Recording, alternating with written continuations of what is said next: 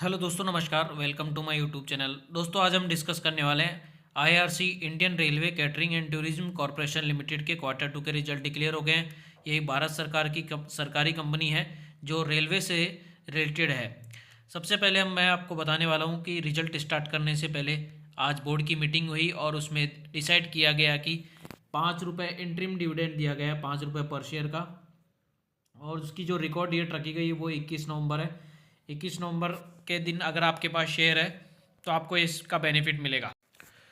तो दोस्तों, अभी अब आगे हैं कंसोलिडेटेड फाइनेंशियल रिजल्ट के ऊपर। सबसे पहले डाटा का स्टार्ट करने से पहले मैं आपको बताने वाला हूँ कि जो जितना भी जो डाटा दिया गया है वो लाख्स में दिया गया है, तो हम इसको करोड़ में कन्वर्ट करके आपको यहाँ रीड करने वाले हैं।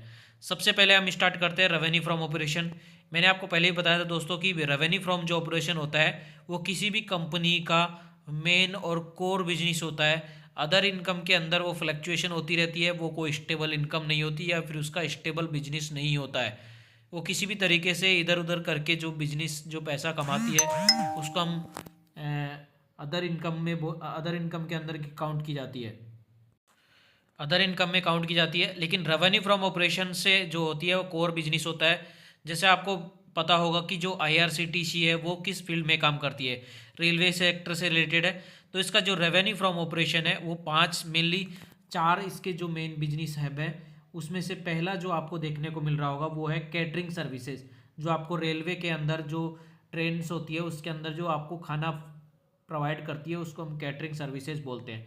दूसरा, जो अपन को रेल मतलब जो पानी आता है पीने के लिए, ड्रिंकिंग वाटर्स आता है, रेल नीर बोलते हैं उसको, ये सर्विस प्रोवाइड करती है। और तीसरा है अपना इंटरनेट जो से बेस पे जो टिकट अपन करते हैं ऑनलाइन, तत्काल या फिर जो भी है, यानी कि आईआरसीटीसी की साइट से जो हम इंटरनेट बेसिस पे जो टिकट अवेलेबल होते हैं और जो टिकट बुक करते हैं उसके ऊपर भी ये कमाई होती है। चौथा है टूरिज्म। जो टूरिज्म से भी ये अपना जो है पैसा, इनका जो मेन बिजनेस है। तो आप मैंने बताया आपकी जो रेवेन्यू फ्रॉम ऑपरेशन होता है वो कोर कोर बिजनेस होता है। उसी से वो सब कोई सी भी कंपनी का सबसे ज़्यादा बिजनेस का आंकड़ा देखा जाता है। तो यानी कि उसी से अंदाज लगाया जाता है कि जो क्वार्टर के रिजल्ट वो कैसे रहे। सबसे पहले मैं आपको बताने वाले हूँ, इस क्वार्टर जो ये डाटा दिया गया है वो लाख्स में दिया गया है, तो हम करोड़ में इसको कन्वर्ट करके बताएंगे। तो आपको देखने को मिल रहा होगा इस क्वार्टर के अंदर 1145 करोड़ की आपको यहाँ पे टोटल इनकम जनरेट करी। और पिछला जो क्वार्टर था उसके अंदर 1159 करोड़ की थी। और उससे जो लास्ट ईयर का जो क्वार्टर था उसके अंदर आपको देखने को मिल रहा होगा 1063 करोड़ की आपको इनकम देखने को मिली। तो दोस्तों, अगर कंपेरिजन करते हैं क्वार्टर ऑन क्वार्टर बेसिस पे तो आपको देखने को मिल रहा होगा 1159 से घट के 1145 करोड़ हुई। यानी कि यहाँ पे एक गिरावट देखने को मिली, लगभग लगभग आप बोल सकते हो क्वार्टर ऑन क्वार्टर बेसिस पे 1.5% की गिरावट देखने को मिली है, 1.5% की। इसी प्रकार अगर हम ईयर ऑन ईयर बेसिस पे अगर हम कंपैरिजन करते हैं तो आपको यहाँ देखने को मिल रहा होगा 1063 करोड़ से घटकर यहाँ पे 1045 1145 करोड़ हुई। यानी कि यहाँ पे भी आपको जो कंपनी का जो इनकम है वो गिरता हुआ दिखाई दे रहा है। यानी क्वार्टर ऑन क्वार्टर बेसिस और ईयर ऑन ईयर दोनों बेसिस पे आपको यहाँ पे इनकम के अंदर गिरावट देखने को मिली है। इसी प्रकार अगर हम टोटल एक्सपेंस की बात करते हैं तो इस क्वार्टर के अंदर आपको टोटल एक्सपेंस देखने को मिल रहा होगा 757 करोड़ का। पिछला जो क्वार्टर था उसके अंदर 778 करोड़ का। और उससे जो लास्ट ईयर सेम ईयर का मतलब सितंबर मंथ सेम 2024 का आपको देखने को मिल रहा होगा 707 करोड़ का आपको यहाँ पे एक्सपेंस देखने को मिला। दोस्तों, जिस प्रकार से यहाँ पे इनकम के अंदर गिरावट देखने को मिली है, एक्सपेंस के अंदर भी यहाँ पे गिरावट देखने को मिली क्वार्टर ऑन क्वार्टर बेसिस। तो लेकिन एक्सपेंस बहुत ज़्यादा कोई ऐसे है नहीं कि जिससे कि कंपनी को कोई बहुत ज़्यादा प्रभाव दिखने को मिले।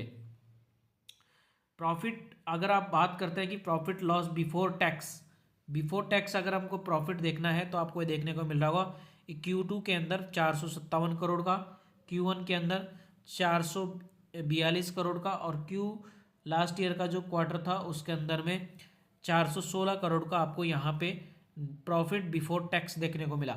अगर टैक्स एडजस्टमेंट करने के बाद जो नेट प्रॉफिट की अगर हम जो बात करते हैं आपको यहाँ देखने को मिल रहा होगा इस क्वार्टर के अंदर, यानी कि जो क्वार्टर टू है उसके अंदर 342 करोड़ का नेट प्रॉफिट हुआ। पिछला जो क्वार्टर था उसके अंदर में 330 करोड़ का, और उससे जो लास्ट ईयर का जो क्वार्टर था उसके अंदर 307 करोड़ का आपको यहाँ पे नेट प्रॉफिट हुआ। अगर कंपैरिजन करते हैं तो आपको देखने को मिल रहा होगा दोस्तों 330 करोड़ से बढ़ के 342 करोड़ हुआ, यानी कि क्वार्टर ऑन क्वार्टर बेसिस पे 3% का जंप देखने को मिला है नेट इनकम के, नेट प्रॉफिट के अंदर। इसी प्रकार अगर अब ईयर ऑन ईयर बात करते हैं तो 307 करोड़ से बढ़ के 342 करोड़ हुआ, यानी कि 11% की आपको यहाँ बढ़ोतरी देखने को मिली है ईयर ऑन ईयर बेसिस पे। तो प्रॉफिट के हिसाब से तो रिजल्ट है ओके ओके हैं, कोई बहुत ज़्यादा अच्छे भी नहीं है तो बहुत ज़्यादा बेकार भी नहीं है। अगर ईपीएस की बात करते हैं तो इस क्वार्टर में आपको ईपीएस देखने को मिल रहा होगा 4 रुपये 28 पैसे। पिछला जो क्वार्टर था उसके अंदर 4 रुपये 13 पैसे, और उससे जो लास्ट ईयर का जो क्वार्टर था उसके अंदर 3 रुपये 85 पैसे आपको यहाँ पे ईपीएस देखने को मिला। तो दोस्तों अगर कंक्लूड करते हैं तो आपको देखने को मिल रहा होगा जो कंपनी की जो रेवेन्यू फ्रॉम ऑपरेशन है उसमें गिरावट देखने को मिली है क्वार्टर ऑन क्वार्टर बेसिस और ईयर ऑन ईयर बेसिस पे। लेकिन नेट प्रॉफिट के अंदर क्वार्टर ऑन क्वार्टर बेसिस और ईयर ऑन ईयर बेसिस पे एक स्लाइटली पॉजिटिव देखने को मिला है। तो दोस्तों अगर वीडियो अच्छी लगे तो लाइक करना और चैनल को सब्सक्राइब करना। धन्यवाद।